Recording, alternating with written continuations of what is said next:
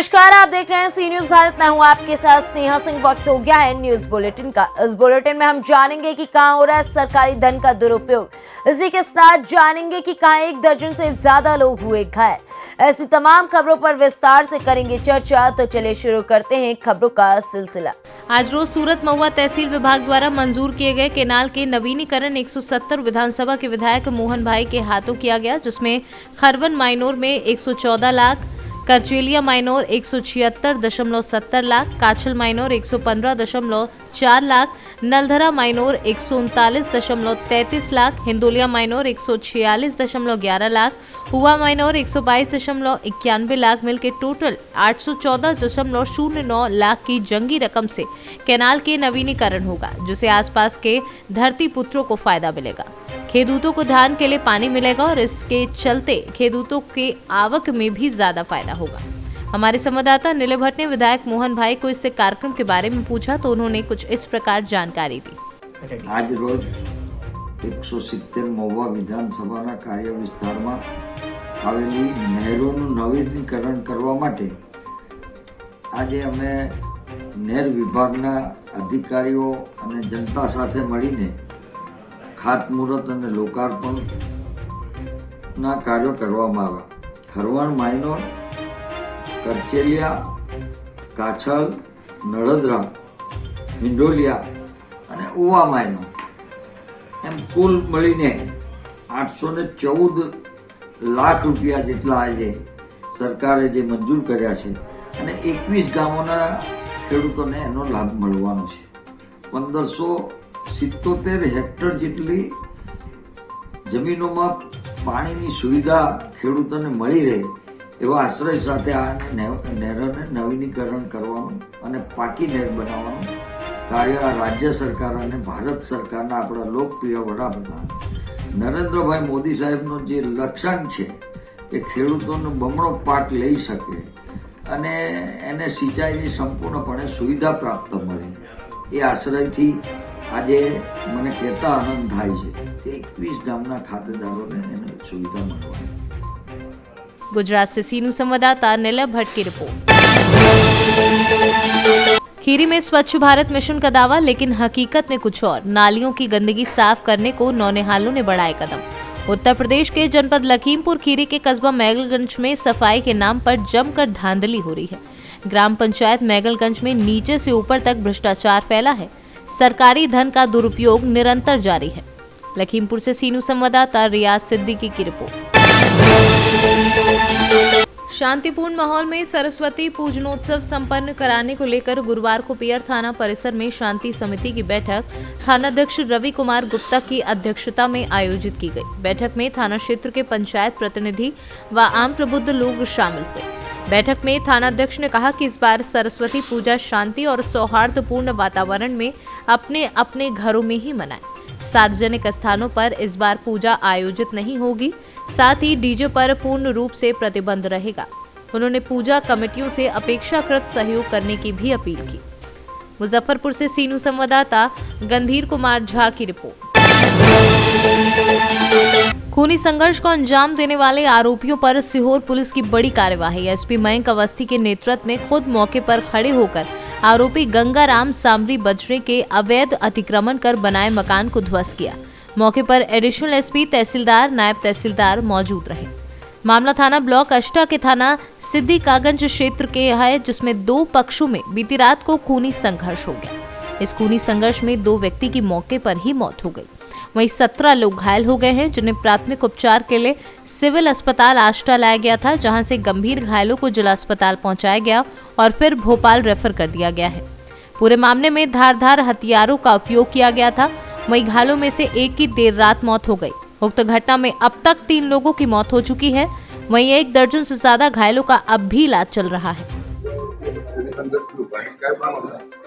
सिद्दीगंज थाना क्षेत्र के अंतर्गत सामरी गांव में आज बंजारा समाज के ही 2 गुटों में विवाद हुआ। विवाद के बाद दोनों ही गुटों के कुछ लोग घायल हुए और तत्काल पुलिस ने पहुंचकर उन सभी को अस्पताल में भर्ती कराया, जिसके बाद 2 लोगों की इसमें मृत्यु हो गई और अभी सभी का उपचार किया जा रहा है। इसमें सर कारण क्या निकल कर आ रहा है विवाद का? इसमें प्रथम दृष्टया ऐसा पता चला है कि दोनों ही पक्षों में पूर्व में आपस में संबंध थे और इनकी सगाई की गई थी बच्चियों की। सगाई के बाद काफ़ी समय पहले इनकी सगाई हो गई थी और सगाई के समय कुछ सामग्री का लेन देन भी हुआ था, लेकिन अभी सगाई कुछ माह पहले तोड़ दी गई। सगाई तोड़ने पर से जो सगाई में दी गई सामग्री को वापस करने पर से इनके बीच में विवाद हुआ और विवाद गिराने पर इन दोनों पक्षों ने आपस में लड़ाई करी और विवाद बढ़ने पर ये घटना। दोनों पक्ष में कितने लोग इस तरह मिले? दोनों पक्षों में फिलहाल तो अभी यहाँ पे करीब 8 लोग हैं, जिनमें से 2 की मृत्यु हो गई थी और बाकी सबका उपचार हो रहा है। और दूसरे पक्ष में भी 7-8 लोग थे, जिनमें सभी अभी स्वस्थ हैं, उसका उपचार किया जा रहा है।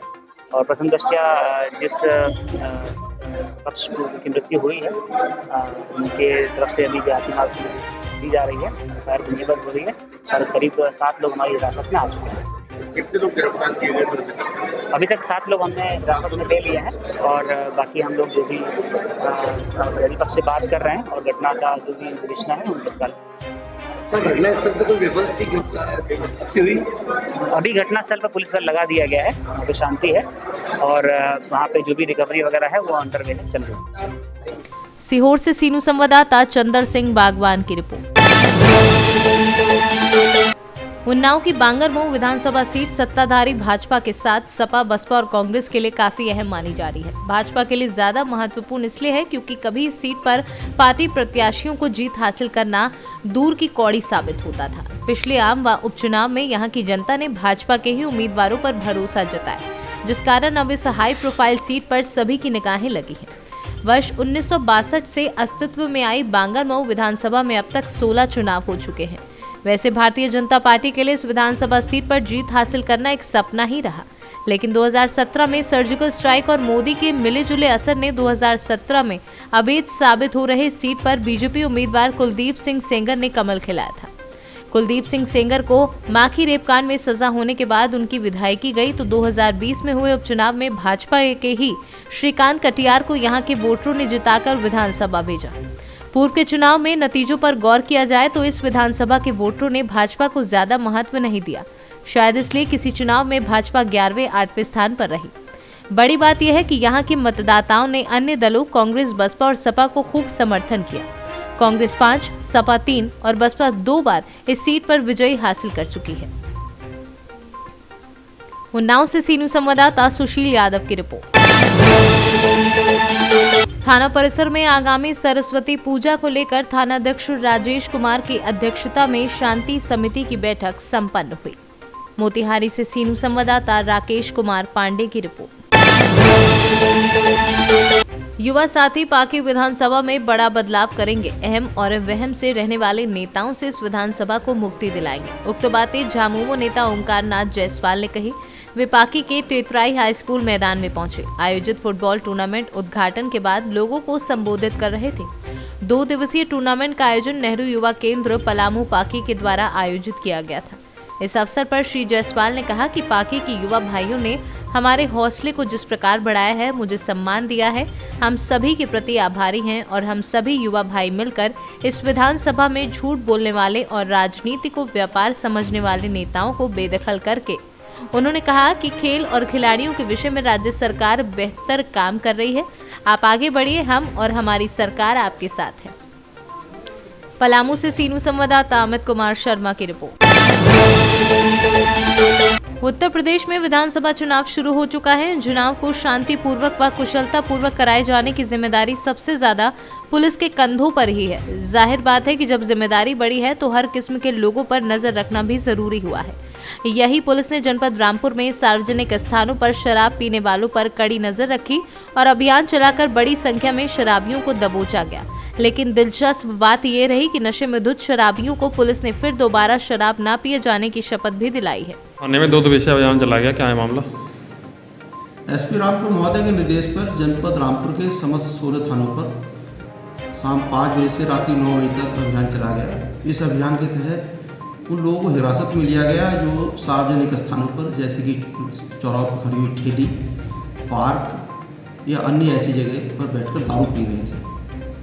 इन लोगों को हिरासत में लेकर थाने लाया गया, इनकी काउंसलिंग की गई, इन्हें समझाया बुझाया गया कि वो भविष्य में ऐसा काम न करें। साथ ही इन्हें हिदायत भी दी गई कि जो चुनाव संहिता लगी है उसका भी पालन करें और चुनाव के दिन या आसपास भी दारू पीकर कहीं पर भी ना घूमें। इस अभियान में कुल 8 से 45 लोगों को हिरासत में लिया गया और उन्हें शपथ दिलाकर और काउंसलिंग करके छुड़ा दिया। रामपुर से सीनू संवाददाता साजिद खान की रिपोर्ट। उत्तर प्रदेश विधानसभा चुनाव में गर्माहट आती जा रही है। सीतापुर जेल में रहते समाजवादी पार्टी के टिकट पर रामपुर नगर विधानसभा से चुनाव लड़ रहे मोहम्मद आजम खान का चुनाव प्रचार कर रहे उनके बेटे अब्दुल्ला आजम खान ने जनसभा को संबोधित करते हुए शासन प्रशासन पर जमकर निशाना साधा। उन्होंने भारतीय जनता पार्टी पर राजनीतिक विरोध में सब सीमा पार कर लेने की बात कही तो प्रशासन को आड़े हाथों लेते हुए उन्होंने यहां तक कह डाला कि प्रशासन ऐलान कर दे कि रामपुर में चुनाव समाजवादी पार्टी बनाम पुलिस और प्रशासन होगा। बहुत सी सरकारें आई, बहुत सी सरकारें गई, बहुत से हुक्मरान आए, बहुत से हुक्मरान चले गए, लेकिन ऐसा सुनो, ऐसा बर्ताव, ऐसी नफरत, ऐसा इंतकाम एक ऐसे इंसान से जिसके ऊपर पूरी जिंदगी में, जिसके परिवार पर अपनी पूरी जिंदगी में एक मुकदमा ना हुआ, वो आज माफिया हो गया, वो भैंस चोर हो गया, वो बकरी चोर हो गया, वो मुर्गी चोर हो गया, वो पायल चोर हो गया, वो मिट्टी चोर हो गया, वो शराब की बोतलें चुराने लगा। वाह, कमाल हो गया, कमाल हो गया। और उसके बाद भी दिल नहीं भरा है, अभी तक नहीं भरा है दिल।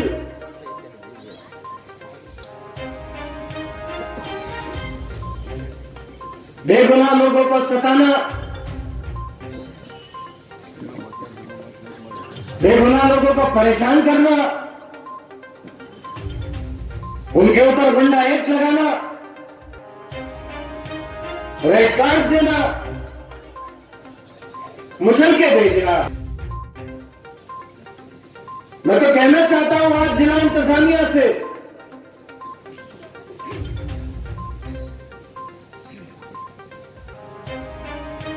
और कहना चाहता हूं आज उन अधिकारियों से जो रामपुर से दूर होकर भी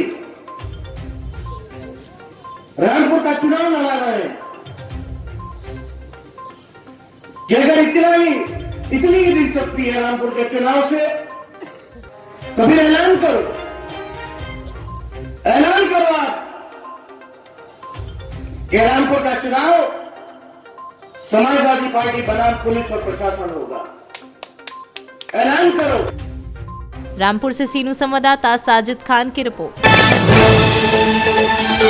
आज जिला पदाधिकारी सुपौल ने औचक निरीक्षण क्रम में किशनपुर प्रखंड विकास पदाधिकारी अजीत कुमार, अंचलाधिकारी संध्या कुमारी किशनपुर प्रखंड कार्यालय में लंबी बातचीत की। वार्ता के बाद कई योजनाओं पर जानकारी हासिल कर मीडिया से बातचीत करते हुए कहा कि सभी योजनाएं समय से संचालित होंगी और नहीं करने पर उचित कार्यवाही भी की जाएगी। सुपौल से सीनू संवाददाता प्रियंका कुमारी की रिपोर्ट। आज विकास खंड मदनपुर में खंड विकास अधिकारी पीएस आनंद की अध्यक्षता में एक साप्ताहिक बैठक का आयोजन किया गया, जिसमें कई बिंदुओं पर खंड विकास अधिकारी द्वारा सचिवों के साथ चर्चा की गई। सर जी, आपका शुभ नाम क्या है? मेरा नाम पीएस आनंद, खंड विकास अधिकारी मदनपुर। सर जी, क्या मैं जान सकता हूं आज जो आप ये मीटिंग ले रहे हैं, ये मीटिंग किस विषय को लेकर ली जा रही है और इस मीटिंग से हमारी क्षेत्रीय जनता को किस प्रकार का संदेश जाएगा? ये मीटिंग जो साप्ताहिक बैठक है, आज कोई स्पेशल बैठक नहीं है। ये साप्ताहिक बैठक हर बृहस्पतिवार को होती है, जिसमें विकास कार्यों की समीक्षा की जाती है। और स्पेशल आज ये है कि जो हमारे बूथ हैं उन पर क्या क्या समस्या है उनका समाधान कराया गया है।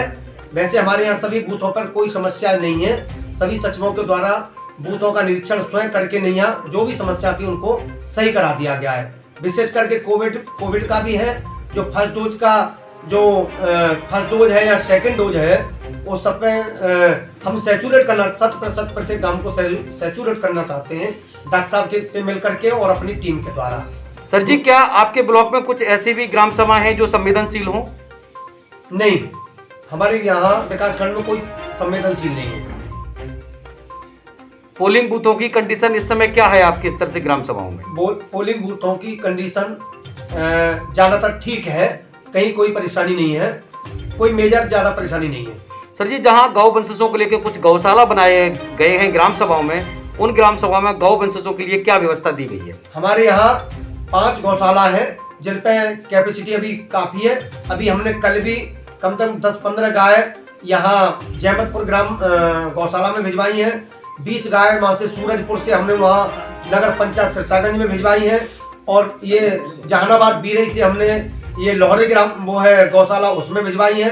जहाँ जहाँ हमको गौवंश सड़क पे या मेन सड़कों पे या मेन रोड पे दिखाई दे रहा है, हम सचिवों के माध्यम से, प्रधान के माध्यम से, अन्य मशीनरी के माध्यम से हम उनको वहाँ से पकड़वा करके गौशाला में भिजवाने का काम कर रहे हैं और उनके चारे की व्यवस्था करा रहे हैं। सर जी, अपने ब्लॉक में टोटल गौशाला कितने बनाए गए हैं? इस समय 5 गौशाला है और लगभग 2-3 हमारी टेम्परेरी गौशालाओं का निर्माण हमारे आदेश कर दिया है हमने, और हमने उनको देख भी लिया है, उन पर काम जारी है। फिरोजाबाद से सीनू संवाददाता सन्नेश कुमार गुप्ता की रिपोर्ट।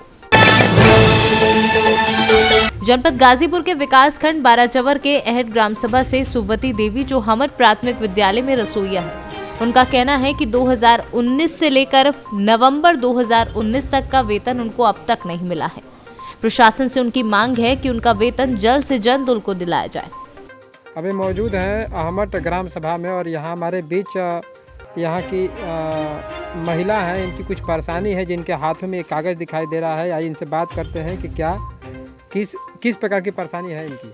अपना जरा परिचय दे दीजिए। जी, हमारा नाम सुभवती देवी है, हम अमहट के रहने वाले हैं। इस स्कूल पर हम रसोइया हैं। कौन से स्कूल पर? प्राइमरी स्कूल पर। अच्छा, ये कौन सी प्राइमरी स्कूल? जी, ये अमहट का। अमहट के प्राइमरी स्कूल में है जी। आपके हाथ में कागज है, क्या परेशानी है आपकी? हमारी परेशानी है सर जी कि हम बहुत दुखी हैं, हम बहुत परेशानी से हम स्कूल में, हम गरीब आदमी हम करे हैं। 2004 में का हम लगे हैं।